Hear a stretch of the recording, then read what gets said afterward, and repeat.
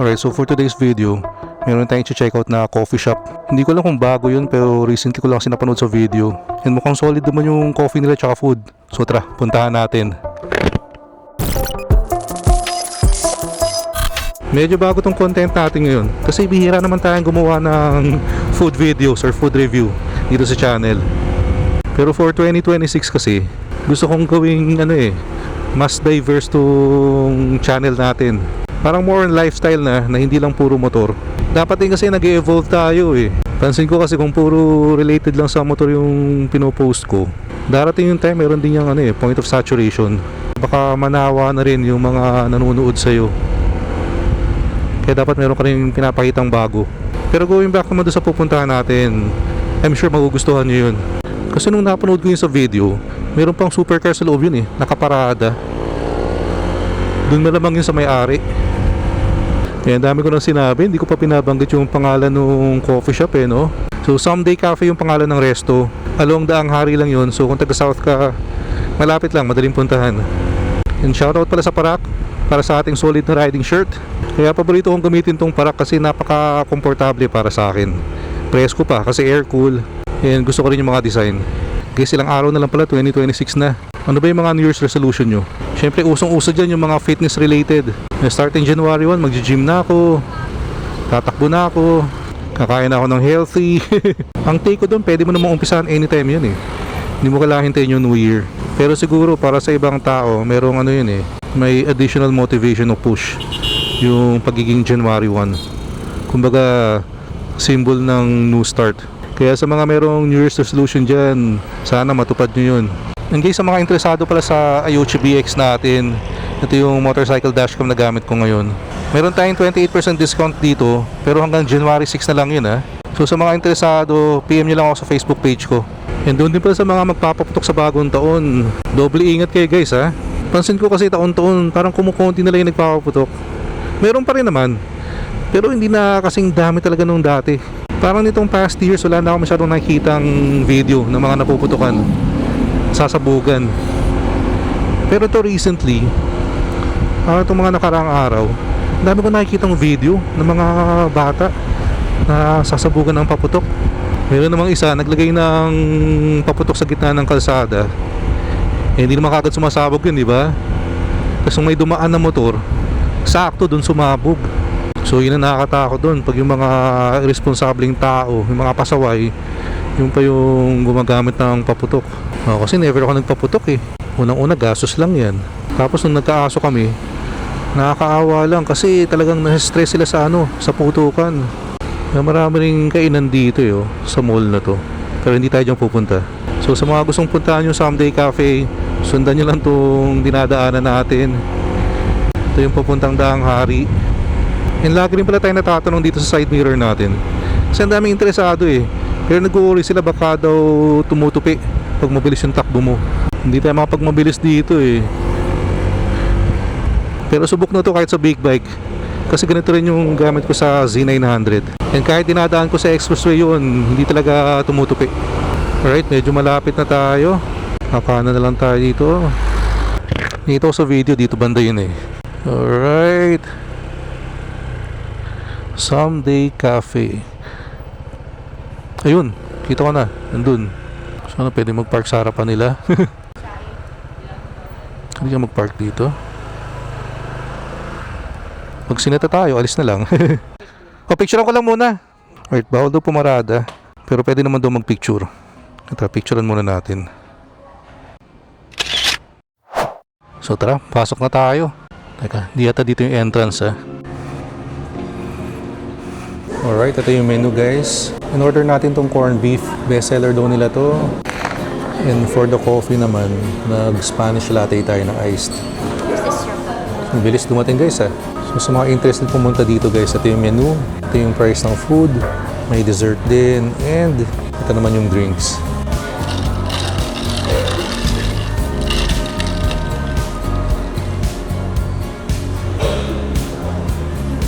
Sarap guys yung coffee nila.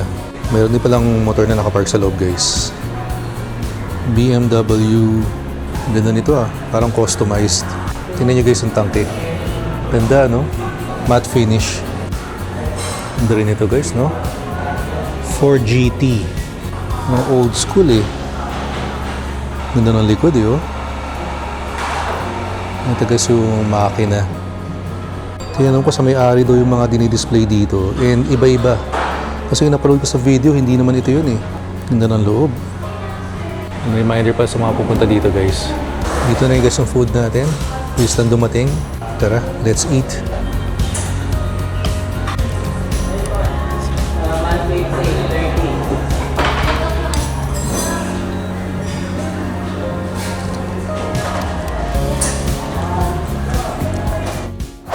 So tapos na tayong kumain guys. Okay naman yung food. Pero for me mas nag-stand out yung kape. Yung in-order ko kasi yung corned beef steak. Parang for me normal corned beef lang naman eh. May cream sa taas. Alright, tara let's go. Teka, nakalimutan ko pala yung riding gloves ko. Tigil tayo dito. So naghahanap ka ng okay na tambayan. Sarap yung coffee. Chill din yung ambience. Mabait yung staff. Pasyalan nyo na itong Someday Cafe. Sarap magmotor pag ganito yung panahon. Hindi na mainit. Isa pang gusto kong gawin sa 2026 gusto kong dalasan ulit yung natin, mga showroom features. Pansin ko kasi yung medyo nabawasan no? Gusto kong ibalik yung dati na marami tayong fini-feature na showrooms, iba't ibang brands. Tapos lagi rin tayo may mga test ride tsaka review videos. Ngayon kasi yung Honda Paranaque yung talagang very accommodating sa atin. Kaya madalas Honda Motorcycles yung fini-feature natin. Kaya special shoutout sa mga kaibigan natin dyan sa Honda Flagship Paranaque. Sina Boss Reg, si Josh, si Vic, si Ella, lahat ng tropa natin dyan. Pero I'm hoping na sana sa 2026 mag-open pa yung more doors para sa ibang brands naman. Although recently naman, na-invite rin tayo ni Yamaha sa mga events nila. Kaya I'm looking forward naman sa pag-review and test ride ng mga motor nila. Gusto ko sanang gawa ng side-by-side review yung NMAX TechMax versus itong ADV 160. Although nagamit ko na naman yung TechMax dun sa Kabyang Touring event. Pero iba kasi yung mga gamit ko na ilang araw. Talagang mako-compare ko dito kay ADV. Magawa natin ng side-by-side comparison. Kaya baka mayroong taga Yamaha na nanonood ditong video natin ngayon. Yamaha Philippines, baka naman. May circus dito. So, sa mga gustong manood ng circus, tatabi lang siya ng Landers dito sa Alabang. Daling hanapin. Pero grabe yung 4GT dun sa sa Someday Cafe.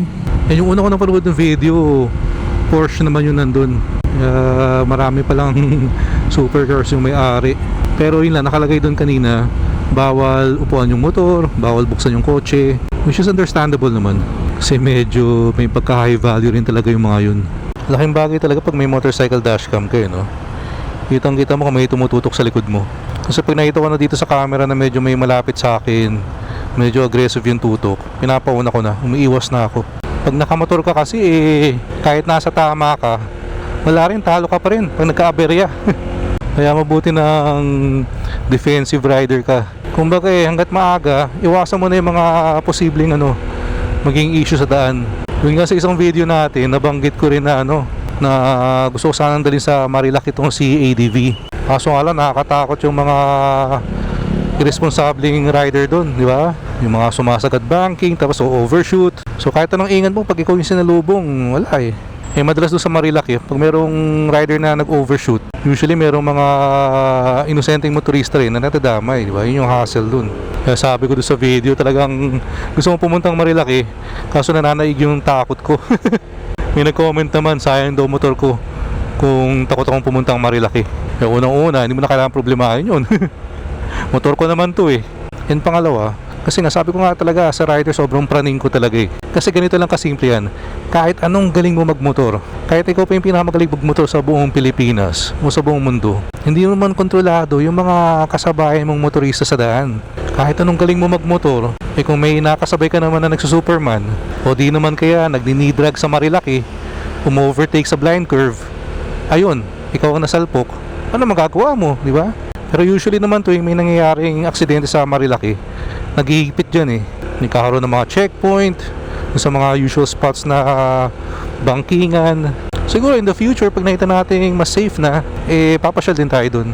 Kasi napakasarap naman talagang magmotor sa Marilac Napakaswabe ng mga kurbada, sobrang panalo yung view. Talaga namang marirelax ka pag nag-ride ka dun. Pero nakakamiss din yung track experience eh. Nung nag-track sa Carmona using yung Yamaha Aerox SP. Kailan ko kaya madadala si ADV dun? Kasi sa Z9 natin nakapag-track na ako sa BRC o sa Batangas Racing Circuit. So guys, baka meron kayong alam na mga groups na nagsiset ng track day na mga scooters naman sa Carmona. Pa-comment na lang or pa-PM. Tamang-tama lang yung Carmona Racing Circuit sa mga scooter kasi mas maliit yun kumpara sa BRC. Tamang-tama lang hindi rin ganun kalayong puntahan. And guys, doon pala sa huling video natin, yung nagbigay tayo ng 2 side mirror, parang Christmas giveaway natin. Nakakatuwa kasi isa doon sa nabigyan ko, nag-message sa akin, nag-PM sa akin sa Facebook, nagpapasalamat ulit. Nakakatuwa lang kasi hindi ko naman sinabi yung YouTube channel natin. Siguro nakita nyo lang na meron tayong camera sa helmet. Kung doon kasi sa side mirror sa box, nilagyan ko ng sticker yun from Newbie Rides. So siguro yun, hinanap niya yung Newbie Rides sa Facebook. Ayun nga, nakakatuwa lang talaga. So sir, shoutout sa'yo. Sana na-enjoy mo yung side mirror. Ride safe lagi. Oh, by the way guys, quick vlogging na rin pala. Konting pangkabuhayan naman tayo. Pero yung mga nakikita nyo nakakabit dito kay ADV ngayon, itong foldable side mirror, itong brake oil cover, itong camera mount, itong Batman windshield, lahat na nandito guys sa ADV natin. Ililink ko na lang sa YouTube Shopping. So itap nyo lang tong screen, dapat makikita nyo na yung mga products nandito sa video, and pwede nyo rin tingnan sa description box. And doon naman pala sa mga hindi pa nakasubscribe sa channel natin, favor na rin, pa-click na yung subscribe button below, and please like and share the video. So maraming salamat guys sa mga sumama sa pasyal natin today. So kita-kits tayo sa next video. Ingat kayo lahat palagi, always ride safe, peace out.